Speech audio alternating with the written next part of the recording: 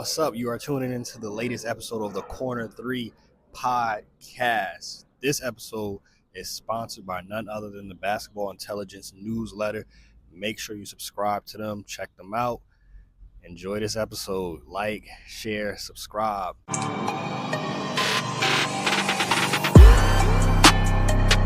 We are back. We are back for another episode of the Corner 3 podcast.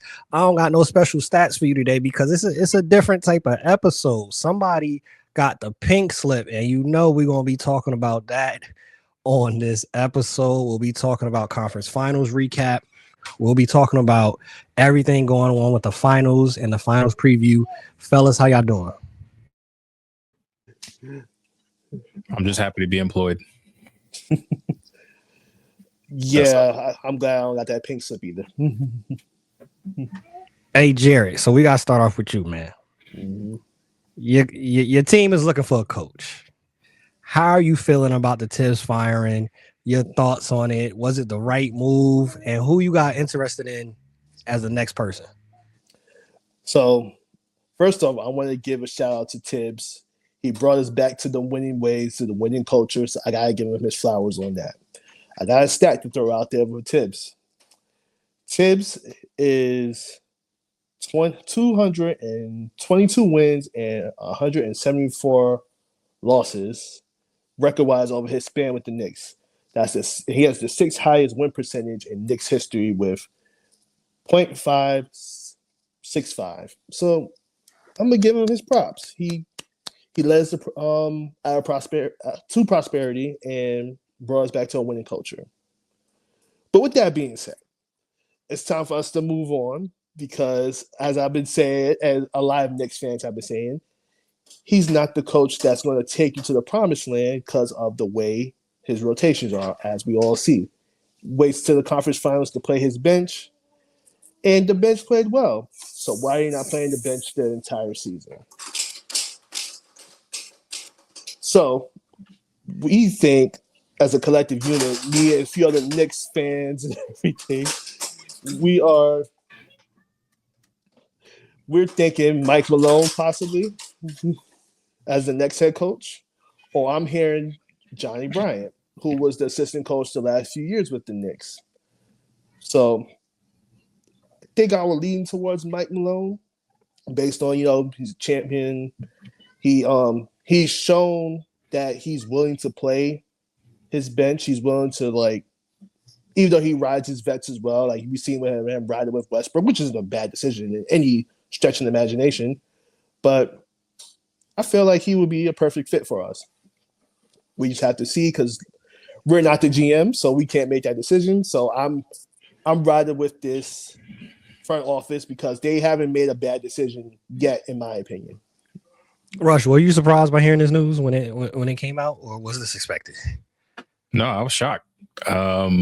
Mainly because I think The Athletic wrote a piece a day or so ago saying that it was alleged that Leon Rose and Jalen Brunson, were still big supporters of Thibs, and he still had, years left on his deal, which, isn't any real type of security, especially for head coaches these days. But I just really thought that, they would sort of, take a beat, reassess.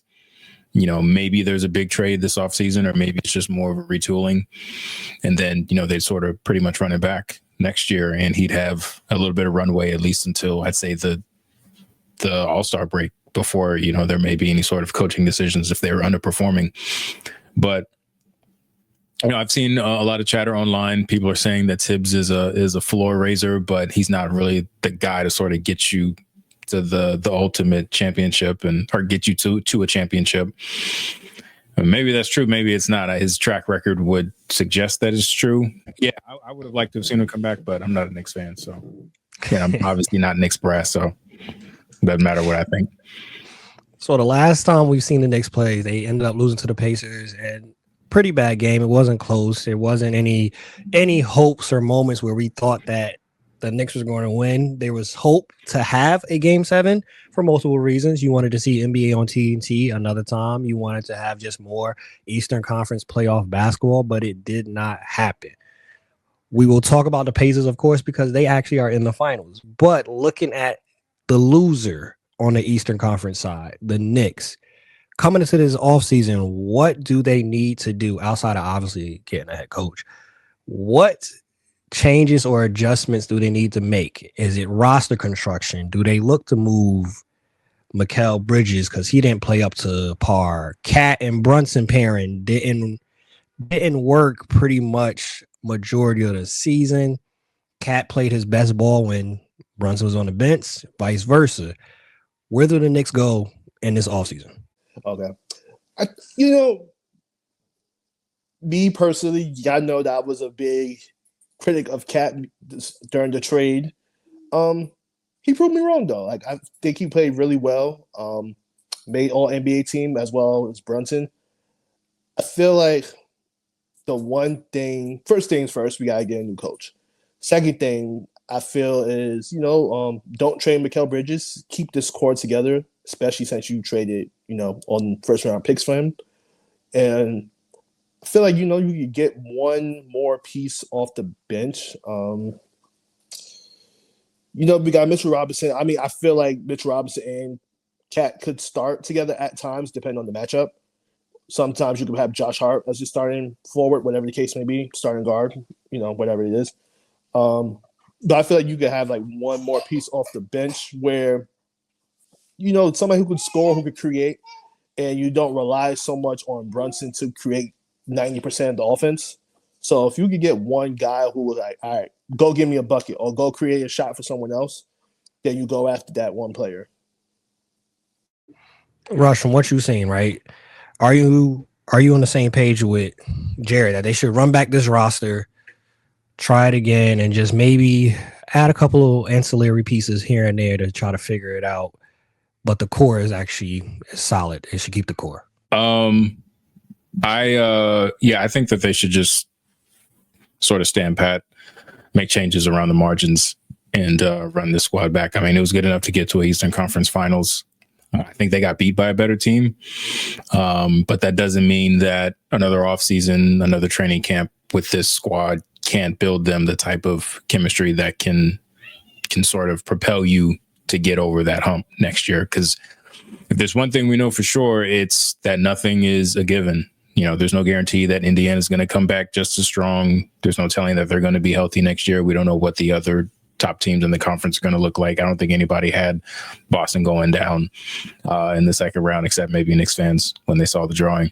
But there's no guarantees in this league, and the league moves really, really fast. So I think that this core is young enough. I think they're good enough, and I think they showed that had maybe there been some adjustments, maybe they didn't let their foot off the gas and blow game one, we could be talking Knicks in the finals right now. So I don't think they're that far away. You definitely don't take anything for granted. So if there's an opportunity to get a player you think drastically changes your trajectory, then yeah, you go for it. But otherwise, I think that this core is a safe bet moving forward. What do you think, Rush, was the reason why they lost? Like, what about this series? Like, you mentioned the Pacers you feel was the better team. What about this series was the Knicks' fault for how they lost? I think they're just better, just top to bottom. I think that Indiana was a bit of I won't say a matchup nightmare, but I think they kept attacking Cat in that drop at crucial points in the game. And Thibs waited a little bit too long to play Mitchell Robinson, and we saw how he extended possessions for them whenever he was in the game. I think he had like 6 rebounds in the first quarter, or 7 offensive rebounds in the first quarter, and the elimination in game 6, excuse me. So Halliburton and the bench was strong, and I don't want to necessarily play into the starters got tired at the end of the game, but I mean that could be a reality. I mean, the Knicks were running a very short rotation until the last 2 games of the series. So top to bottom, I think Indiana's probably just a better team. They executed better, but I don't think there's this big gap between the two teams either. I think New York can maybe do some things next year to sort of close that gap, maybe even be a better team than Indiana. Like I said, things change so fast in this league. I mean, there's no telling what these teams would look like next year. On the Western Conference side, I know Rush is feeling good because he said OKC was going to the finals. OKC is in the finals. And I think it's safe to say, which we will talk about the finals matchup a little bit later in the show, they should be the favorite going into it. And Rush might have predicted the whole thing correctly, at least on the OKC front. But the Timberwolves, on that aspect, do you think that the coronation of Anthony Edwards was kind of too soon? Too soon. I mean, yeah, but that's what we do. I mean, anybody who's good and flashy, we crown everybody way too early, and to no fault of their own. It's not Ant's fault. Ant's just hooping more media and podcasters and pundits do. So I don't think there's any question that Anthony Edwards is an elite talent. I don't think there's anyone who doesn't think he's going to be arguably one of the best 3 to 5 players in the league within the next couple of years. If he's not there already, some people may put him up there. I wouldn't personally, but some people might. So yeah, maybe I think so. And if you look at all the greats, a lot of them struggled, even though they saw early success in terms of advancing in the playoffs. There are a lot of greats who struggled to actually get over that hump and finally get to the finals. So I think his current trajectory is fine. I think he is going to be in it's elite talent and very rare company at some point in his career. And, just the Thunder's a really good team right now. And I think they will be for at least the next couple of years. So it'll be interesting to see how the Timberwolves can sort of retool and come back and try to challenge them, because it's not like OKC is at the end of their run. Their run's just starting, so to speak. Speaking of the possible retooling, Jarrett, my man, talk to me about the Timberwolves roster. What do you think they should do? Nickeil Alexander-Walker is probably going to leave. He's probably going to get a bag. Naz Reid has an option to get out of here too. Julius Randle can opt in. You got the Rudy Gobert situation, which everybody on NBA threads, we have made it clear and abundant, Rudy Gobert and his flaws and deficiencies. What should they do on the roster? Do they bring back a Julius Randle who completely disappeared when they needed him the most? Do they try to move a Rudy Gobert? Do they try to go get KD, which we heard soon as it was over? The first thing we saw was KD with Ant. What do you think they should do? Honestly, I mean, this is the second year that they've been to the conference finals in a row. So I feel like the roster is fine. I just feel like they need to add. To me, Mike Conley is not the player. Of course not. He's older. He's not the player he used to be.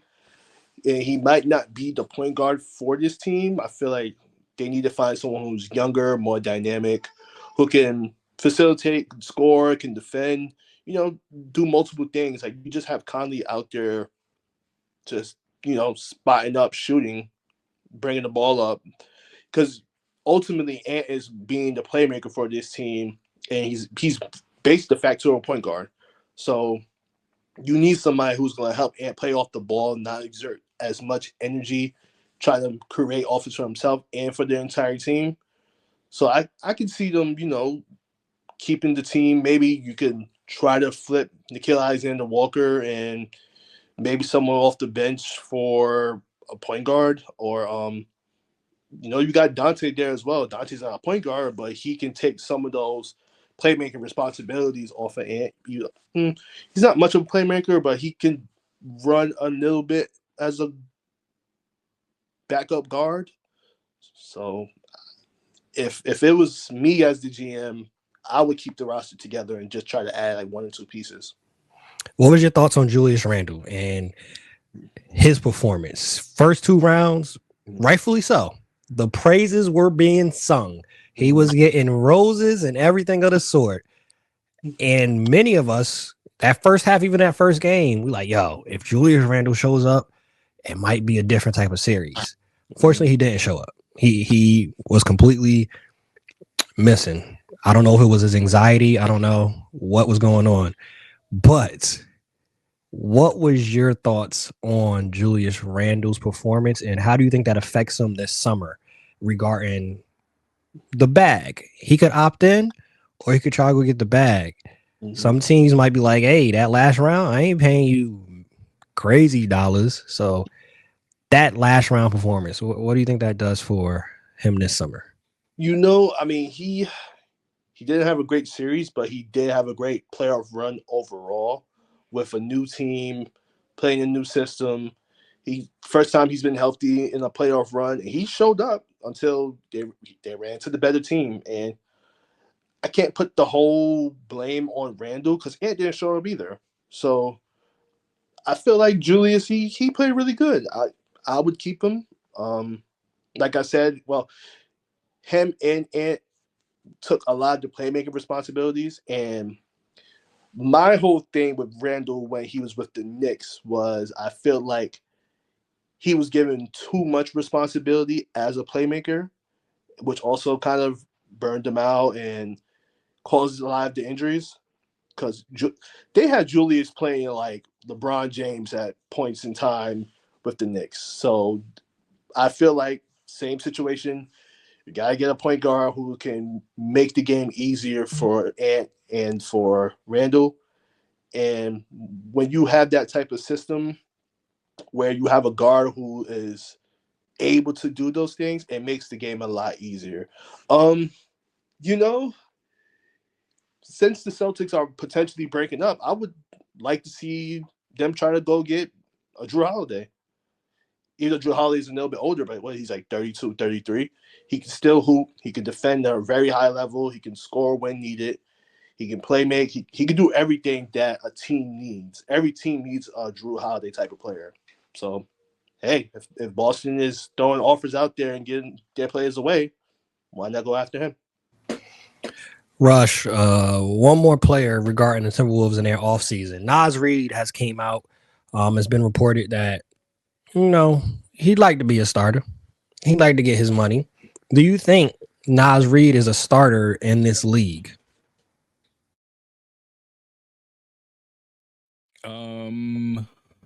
Yeah, I think he can start for some teams. Do I think he's like a lock starter for like any team he's on?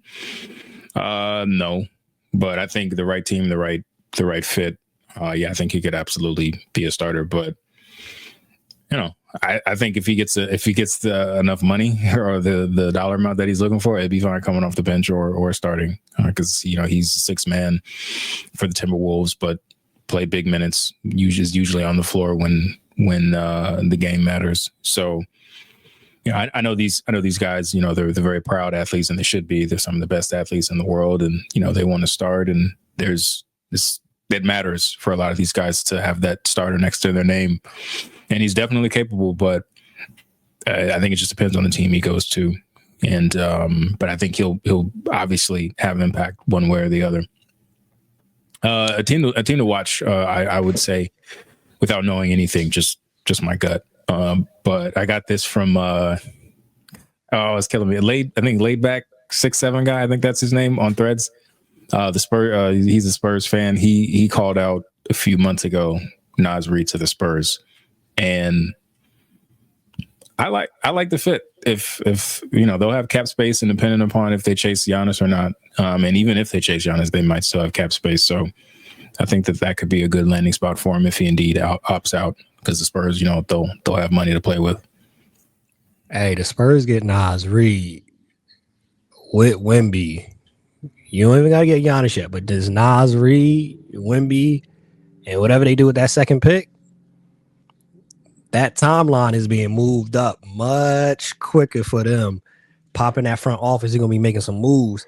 Now, Rush, like we said, your OKC, not your OKC, but your prediction of OKC being in the finals. No, they're my OKC for the next for the next couple of weeks. I'm a lifelong Thunder fan. What you talking about? OKC is going to get the Pacers. What's the biggest storyline biggest matchup you looking forward to? And I'll just say this. I love the Pacers and their fast-paced offense, but this is like a clash of the two different styles.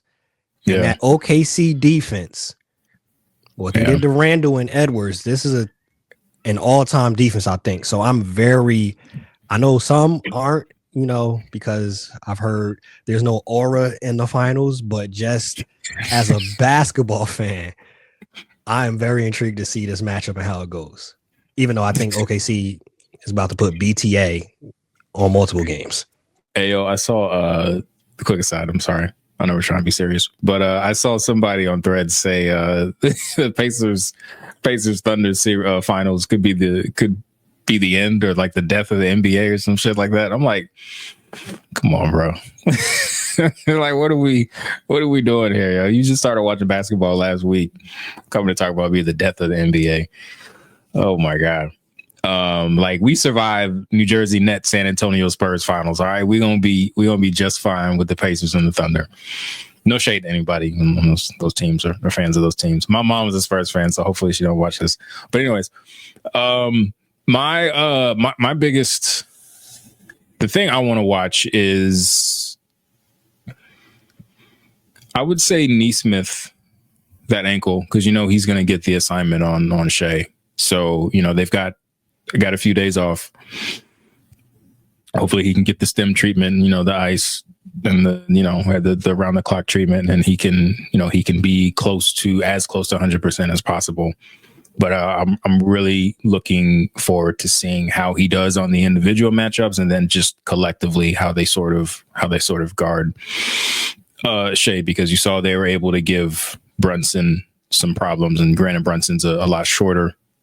Obviously, maybe a little bit shiftier than Shea. I don't know. I think Shea is pretty much just all around better than Brunson. But you saw their defenders, Nesmith and Nembhard, were able to give Brunson some trouble. So I'm really looking to see how Shea responds and sort of some of the actions they run to sort of open him up.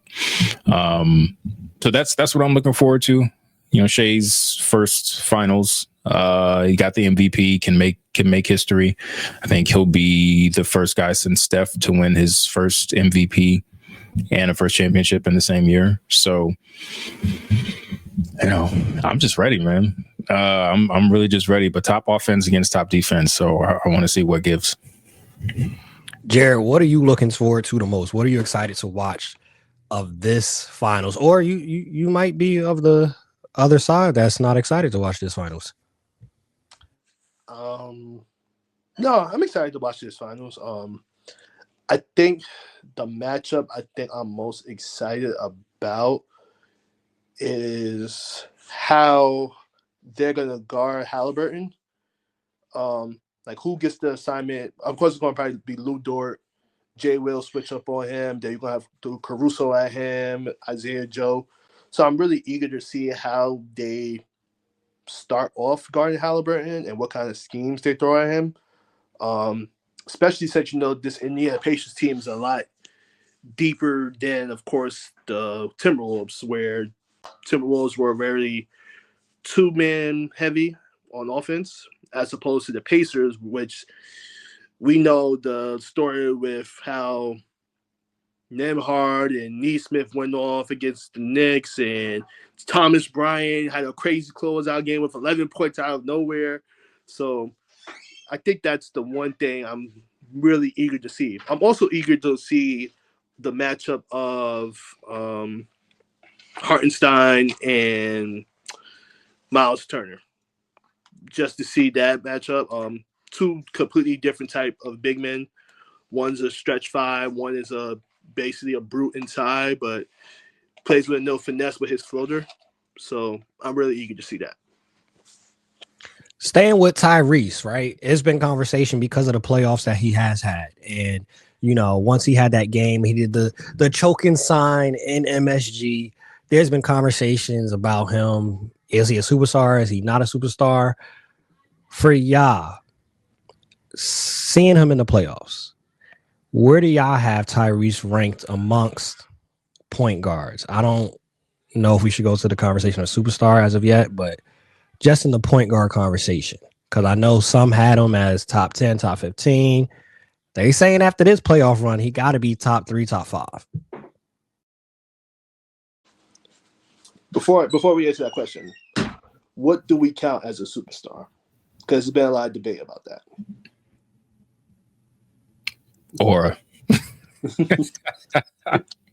I don't know. I think it's a moving target, but so I don't know that there's a clearly defined space where you can say this is, if you meet these things, you are absolutely a superstar. So I think it's just, it's whatever you feel like, honestly, as long as you can back up the argument. Because when there's never person. there's never going. I don't think there's ever going to be a true consensus. I mean, I think if you look at the first team All NBA, those guys are usually superstars. Those 5, and I really personally believe there's only like 6 or 8 superstars in the league at any given point in time.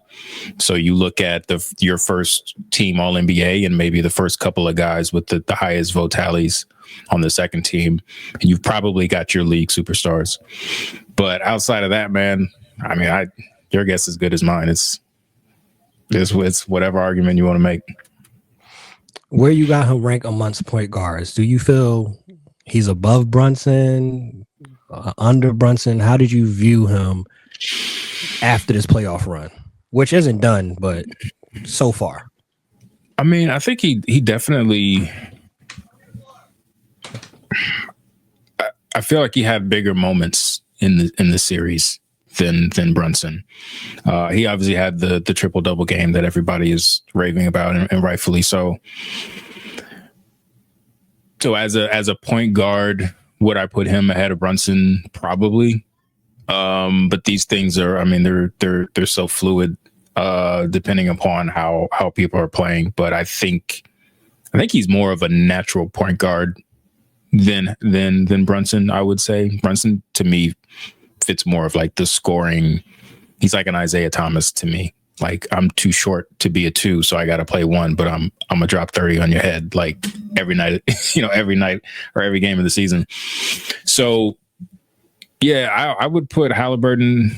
The beautiful thing about me saying I would say he's a top 10 point guard is that covers top 3, top 5 too. So he's, what I'm saying? He's definitely a top 10 point guard. Whether he's top 3, top 5 or whatever, it doesn't really matter to me. I definitely say he's top 10 though. Hey, Jarrett and Rush, y'all can answer this, but Jarrett, I want you to start off. If Shea wins, kind of what Rush alluded to earlier, MVP the first year you get it, you get the Eastern Conference Finals MVP, more than Western Conference Finals MVP, more than likely they win this championship, he'll be the Finals MVP, win a championship all in that same year. Where does this put him amongst the Thunder's history? I've been seeing a debate of, if he wins, he'll be better than KD and Russ. He still is under Rush and KD. Where do you view him and his legacy specifically for the Oklahoma City Thunder? And I think I'm not wrong in saying this, when they win the finals. So, I mean, we all know Russ and KD. They've gotten to the finals, lost, but they both got MVP in their time with OKC. Shea's done that. Shea's done everything that KD and Russ has done except average a triple-double. But if Shea wins it, I think he will be the greatest Thunder in franchise history, barring that he has won the championship with this team. He's going to win Finals MVP when they do. He's led the league in scoring, which he's done. He's got MVP. So I don't see much of a debate of why he's not the greatest Thunder if they win it all. I mean, it's the same thing when people say, "Oh, Jokic won it. He's the greatest Nugget player." People was going to debate about Kawhi Leonard when his only season with the Raptors. He won the championship, got Finals MVP. It's been a lot of debate about him being the greatest Raptor, barring Vince Carter, DeMar DeRozan. Some people want to throw Kyle Lowry in there. So if Shea wins it, hey, I think rightfully so. Best Thunder ever. Rush, what do you think this does for his legacy within Thunder franchise history? I thought we were going to get, I thought you were going to come off and say BBL Lowry. I was waiting for it. I'm sorry. What was the question again? My bad. Don't even worry about the question. I'm going to ask a different question. Regarding these Thunders, right? Yeah.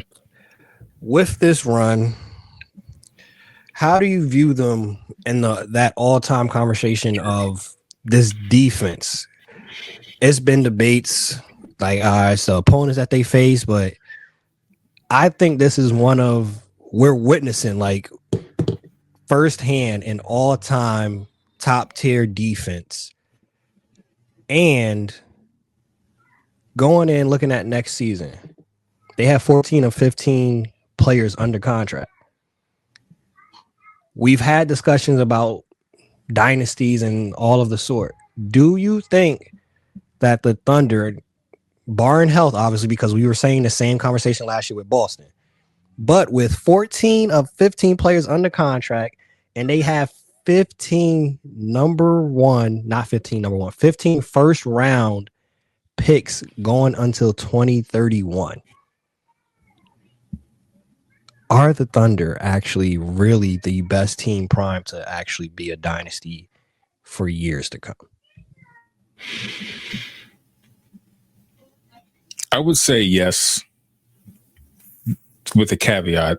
The CBA is, but you know what? Like, you see teams like the Celtics are going to dismantle their team because of how the CBA is constructed. Like, you've got a championship team that, you know, who knows what the Celtics probably lose that game even if Tatum doesn't get hurt, but you don't know what happens the rest of the series if Jason Tatum is healthy. So they could very well still be in contention now. And now everybody's just waiting for them to be dismantled because of the financial situation. So, I mean, Presti is probably, from a maneuvering standpoint and development standpoint and an eye for talent standpoint, I mean, he's probably maybe you could just say he's the best executive in the league. The only thing he's missing is a championship. And, you know, they look to be the favorites to secure that this year. So, you know, there's going to come a time where they're going to have to pay some of these guys. But again, like you said, with all those draft picks, assuming that their history of scouting and developing continues, you know, they could just retool. And maybe you are looking at a dynasty where it's every other year, you know, they're either in the finals or they're in the Western Conference Finals. So I think they're absolutely probably the best team in position to sort of create a dynasty. It helps when you've got the best player in the league and he's under the age of 30. So yeah, I mean, I keep saying the league changes fast. So this could be a totally different situation next year, man. But I mean, I don't really see them falling off barring injury. So it's going to be fascinating. And they're all young, like they're all still getting better, which is just crazy. I think it's a scary time for the league. And because, like you said, the CBA, we don't really see the conversation of dynasties, but being that at least next year, barring health, they have 14 players of the 15 under contract. And then all of those draft picks, I trust Sam Presti to figure it out down the road, even with the CBA. I think the big thing and the more important thing when it comes to this Thunder team specifically and the Thunder organization is knowing when to pull the trigger of trade this player or trade this player. Which player to trade? Is it J-Dub that you decide to trade? Is it Hartenstein? Do you decide to say, you know what, let me get rid of Isaiah Joe and some of these bench players in Caruso and let me go younger? That's where I think it's going to be. I don't envy Presti at all. I think he has some very hard decisions coming up next 2-3 years of what to do, especially when people got to get paid, because one of those players is SGA. He's going to be making $80 million a year. $80 million a year. I hope my sons have a desire to play basketball. I truly do. Either basketball or baseball, because there's no salary cap in baseball. Exactly. One of those two. Working on that slider. One of those two. What's y'all predictions of who wins and how many wins? It's 4-2, 4-1. What's the predictions for this series? Go ahead, Jarrett. OKC in 6. Yeah, I got Thunder in 6 too. I got Thunder in 5. Ooh. I just really think they're head and shoulders above this Pacers team, man. That defense is really scary, and we've seen it throughout the playoffs. They could actually go 10-11 deep. And Dagnall, he's pushing the right buttons every single time. I'm going to bring in Kenrick Williams. What inspired you to do that? And he comes in and balls out. Yeah. Like, every single player on the team is ready. Cason Wallace, that's another player. Is like, hey, when that time comes, that man gonna get a nice bag. Hartenstein, Holmgren. I mean, and the whole conversation of youth, and you ain't gonna be able to make it, and they're not gonna win because of youth. They proven everybody wrong. And the J-Dub questions. Will J-Dub showed up? He showed up. Will Chet showed up? He showed up. Oh no, I think we're witnessing one of the great all-time teams. And it's different though, because it's not like a Shaq and Kobe where you could see it and everybody is saying, oh yeah, one of the best teams ever. They just do it completely different. And they literally could go 10 deep. And the 29-1 against the East this year. So that's not nothing. That's why I'm saying we might be getting to the offseason much quicker than we thought. Yeah. I mean, we just seen so many of these series just go the complete opposite way of what we've expected, right? Like Lakers and the Timberwolves. What was the other one? I think it was Pacers and Knicks, maybe Pacers and Knicks. Like a lot of people picked the Knicks. I can't. There was another series that swung like the complete opposite way than what a lot of the talking heads picked. Boston, New York. Yeah, Boston, New York. Yeah. So it makes me a little hesitant, and this Indiana team has kept surprising people. Like they just keep surprising us every single round. And they've been playing really well since I think. I think it might be January or March. Like they've got like one of the better records in the league since that time. So they could very well like steal game 1 and then you steal game 1. Anything can happen. But I made the pick early on before the season. I stuck with my pick through the middle of the season. I can't leave my lifelong team down. I can't leave them now. So I'm riding with the Thunder in 6. Hey, if the Pacers pull this off somehow, got to be one of the greatest runs ever. That's going to be quite an episode that we do. Because if the Pacers somehow pull this off against this Thunder team, like this Thunder team, which I feel is one of the best Thunder teams in their franchise history, you might have a debate with that 2011 team where it was KD, Russ, Harden, Ibaka, Collison. You might have some conversation there, but this is definitely still one of the all-time teams. Best of 7 series, yo. 2017 Warriors or the 96 Bulls?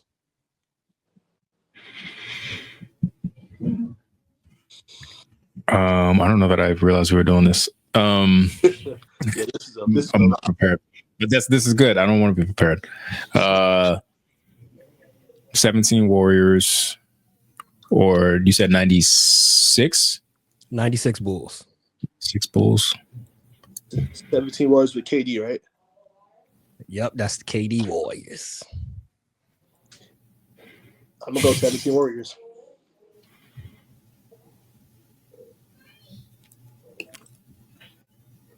I'm gonna go with the Bulls. Why?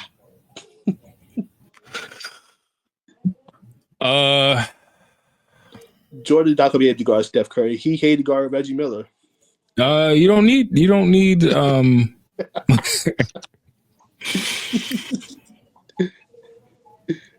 mean, who's guarding Jordan though? Iguodala. I'm not saying Iguodala will lock him up before anybody come at me. I'm not saying Iguodala will lock up Jordan, but he's gonna guard him more than likely. He guarded LeBron. LeBron averaged 30-point triple double, whatever. But but hey, it would be a very interesting game because it's a clash of eras in the way the game was played. They're just drastically different. So it would be I'd probably mortgage my house to be at that game because I know it would probably cost at least that much to get in the building. Jess just gonna have to understand. But I would pay a lot of money, but I don't know. I mean, Warriors would probably have the advantage just because of the amount of shooting that they have, and I don't know that the Bulls could match that. And don't forget, you've got prime Draymond Green sort of orchestrating that whole offense. So yeah, Warriors probably take it, but for the sake of opposition, I'm just going to take the Bulls. 2013 Heat, that's Bron and D Wade. 2020 Lakers, that's Bron and AD. 7-game series.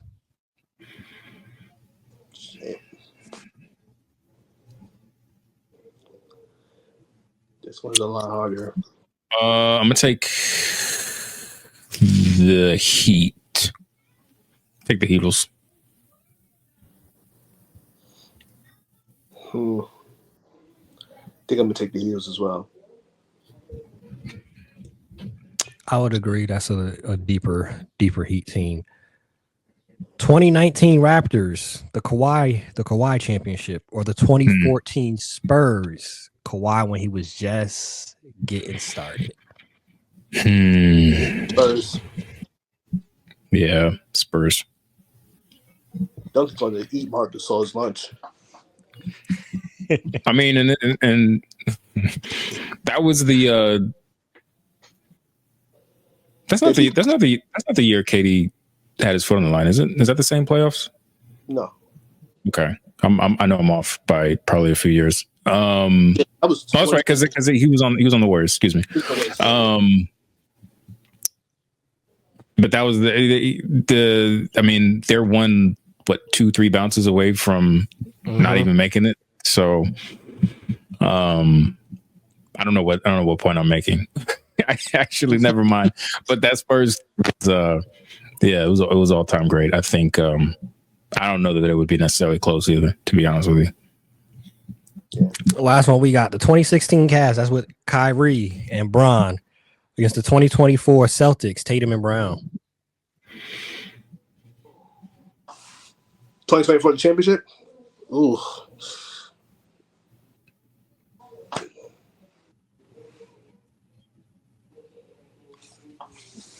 I'm going to go Boston. That's Bron at his peak powers. Yeah, I think Bron's going to get his numbers, but I think they're going to lock everybody else up. And get deeper.